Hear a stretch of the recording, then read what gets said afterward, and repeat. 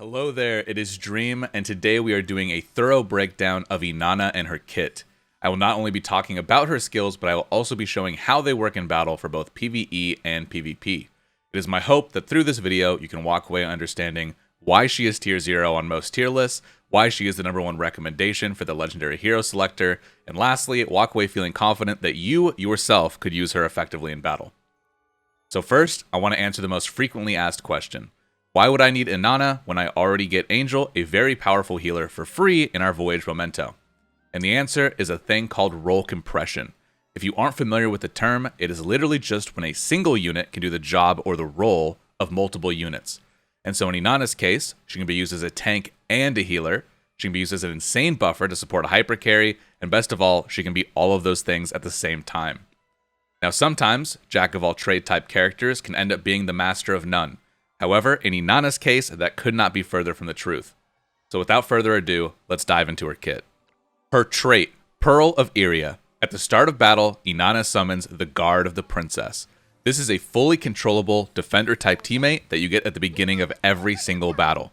He is almost always the fastest unit on the field, and so he will have first action on his placement and his skill usage, not only at the start of the fight, but at the start of every single round as well.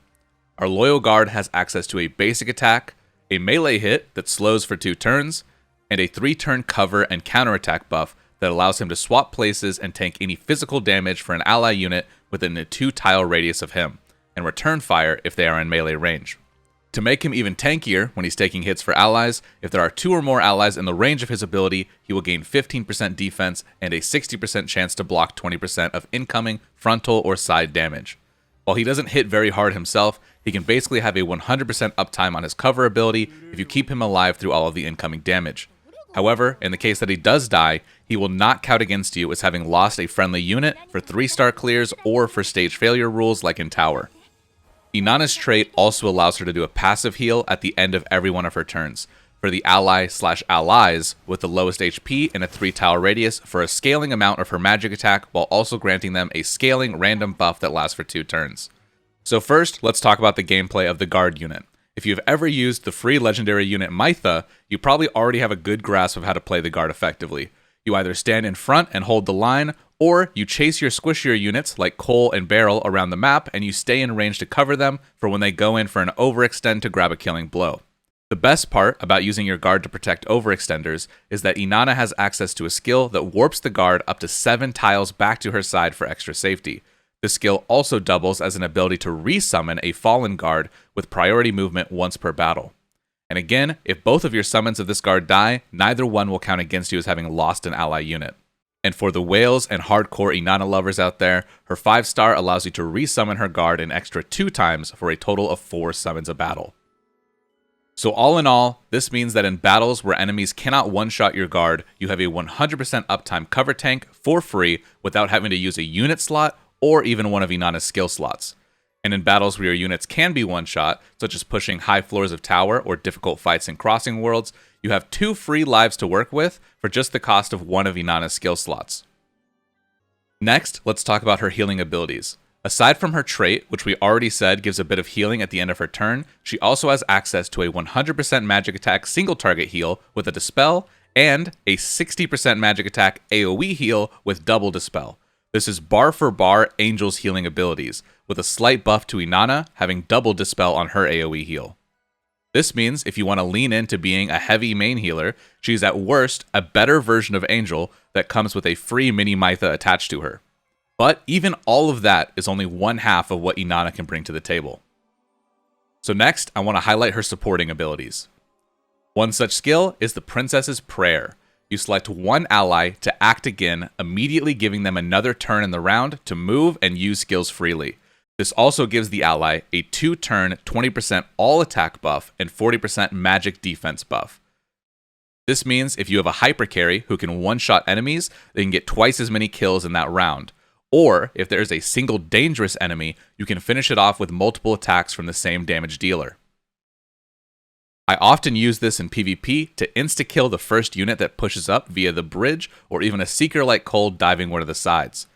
You can also use it to 1-round proc multi-turn cast time attacks like Beryl's Meteor Shower. And finally, let's cover her rank 7 support skill, Soulmate. You've probably heard of buffs called leader auras. They're skills held by members of factions that buff all of the other members of their faction by 10% attack and 20% defense. However, the leadership aura itself does not stack even if a unit is in 2 different factions. That's where Soulmate comes in. This buff is like a factionless leader aura that technically isn't a leader aura, which means that it'll stack with one.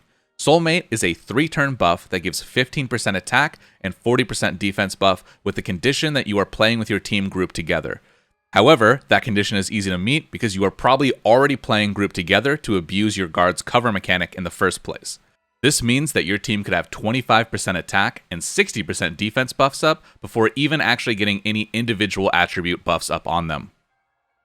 The only downside to Soulmate is that enemies can remove it with anti-buff skills, leaving you vulnerable to AoE attacks between the recasts.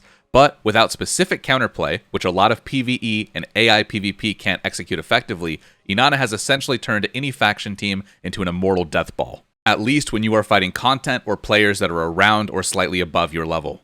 So next, I'm going to go through her character page, show all of her rank skills, how I built her, and basically how I select which skills I'm going to use for which fights. So first, let's go into our rank page. At the bottom here, this is an easy pick. We are going left with Princess's Prayer. As I said, this is the Act Again skill that we talked about earlier. However, for rank 3, this is where we're going to spend one of our first Castillas on her. We have our AoE plus Cleanse skill on the left, and we have our Teleport Guard and Resummon Guard skill on the right. So this is definitely a both pick. Now when we get up to rank 5, now this is kind of where it becomes a little bit of preference. If you are pushing high towers where things are going to be trying to one-shot you basically, Protection of Light has gotten me a lot of use out of not being one-shot and being left 10%, and then therefore healable, and I don't have to backtrack from that point in the fight and reset to make her safer. I specifically use her to eat hits for me sometimes, knowing that this will proc and that she will live. However, her other one is also good. Battlefield Trial gives you minus 8% damage for every single hit, and every time a character is defeated within 5 tiles around you, you gain magic attack up to 30%, which buffs not only your damage, but how much output you are doing for your healing. So in PvP, this is probably the best reaction to bring. However, in higher tier content, you're probably not going to get much use out of this, as you're not wanting your Inanna to get hit in the first place, let alone multiple times per round. So her rank 5 is definitely a contender for using another Castilla, however at a lower priority than her rank 3. So make sure you get the really important ones like Cole's rank 7, Gloria's rank 3, Inanna's rank 3, before you think to invest one in her rank 5. However, I do think you will see use out of both skills depending on which content you're taking it to.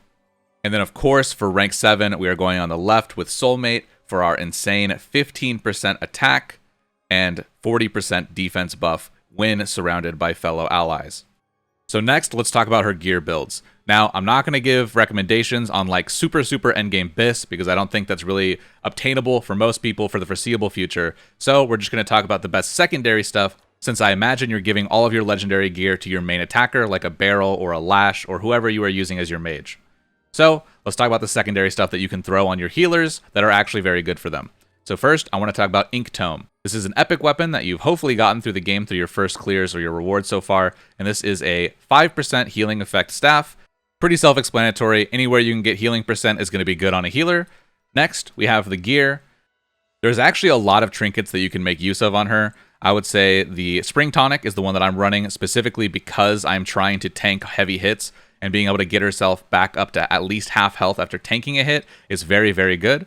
But you can take any of the damage mitigation ones, again, if you're using her to take a hit, or any of the buff or debuff ones to your attacker. Honestly, anything there that fits your needs is going to work out.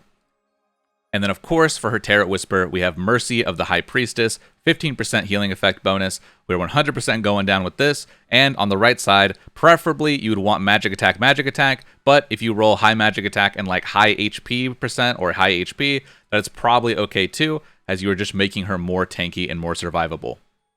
And lastly, to wrap this guide up, let's talk about how you choose which skills to take for which battles. This is basically my standard universal build. I take the single target heal, I take the Act Again buff, and I take Soulmate. This is for content where you're only going to be really healing one unit per battle if you even need to, but you can still take advantage of both of her buffs to make your hyper carries murder everything way quicker. Another variation of this general use style is to take off the single target heal and turn it into the AoE, or you can also take off Soulmate and turn it into the guard if you are going to see high use out of him in whatever you're climbing. If you don't need any of your buffs and the comp you're running just needs lots of heals and lots of tanking, then basically you can run heal, heal, tank, and this turns you into the dedicated main healer and main tank of the team. And then lastly, if you are running her with a strong co-healer like Angel or Samantha, you can get away with bringing none of her heals. You can bring Act Again, Soulmate, and the guard resummon to tank 2 lives for you in whatever you are doing. The cool, but sometimes frustrating for some people thing about Inanna is that there is not just a straight, these are the 3 best skills, take them every single time. She is a very versatile hero that you can use to fit a specific niche in whatever fight you need her to fill that niche in. That being said, the build that I see most people climb hard content with her on is definitely single target heal, Act Again, and guard, and then making full use out of all of those guards' lives. And that has been my Inanna breakdown and guide. I hope that you learned something. I hope that you understand her better, whether you are using her yourself or fighting her in PvP.